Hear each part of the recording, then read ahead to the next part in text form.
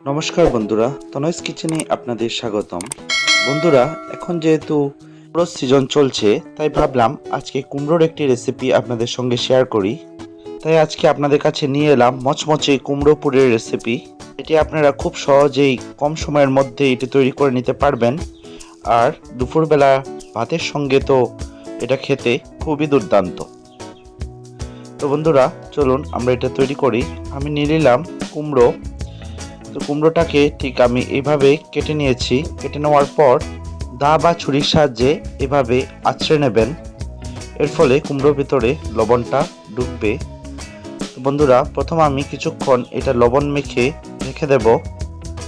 তাই এটা ভালোভাবে লবণ দেওয়ার পর হাত দিয়ে দুই সাইডে লবণটা যাতে লেগে যায় সেটা হাত দিয়ে আমি মেখে নিচ্ছি।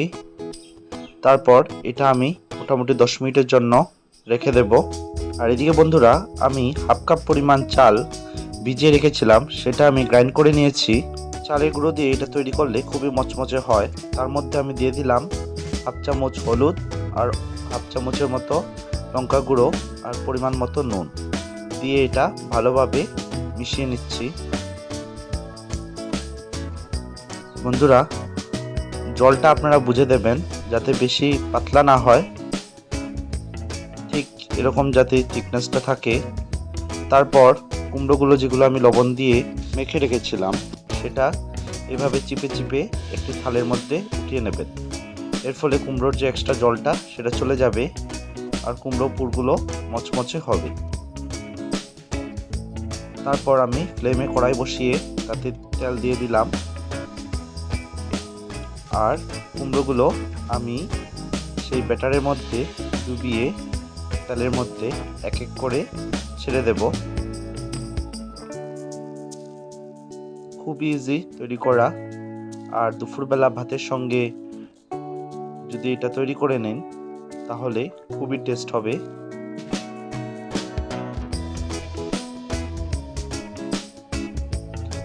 এক সাইড হয়ে গেলে আপনারা এগুলি উল্টে দেবেন।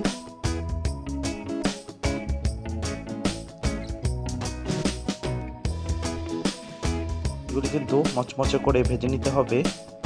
আর যেহেতু চালের গুঁড়া দেওয়া হয়েছে, এটা খুবই মচমচে হবে। দেখুন বন্ধুরা, আমার বড়াগুলো মচমচে হয়ে লাল হয়ে এসেছে। এখন আমি এগুলি নামিয়ে নেব। এইভাবে আমি সবগুলি পুর ভেজে নেব। তো বন্ধুরা, আজকে এই পুরের রেসিপিটি আপনাদের কীরকম লাগলো নিশ্চয়ই আমাকে কমেন্ট করে জানাবেন। আর আমার চ্যানেলে যদি নতুন হয়ে থাকেন তাহলে আমার চ্যানেলটিকে সাবস্ক্রাইব করে দেবেন আর ভিডিওটিকে একটি লাইক করে দেবেন। তো বন্ধুরা, আজকে এখানেই বিদায় নিচ্ছি আপনাদের কাছ থেকে। আবার দেখা হবে আপনাদের সঙ্গে নতুন একটি রেসিপি নিয়ে। সবাই ভালো থাকবেন। ধন্যবাদ।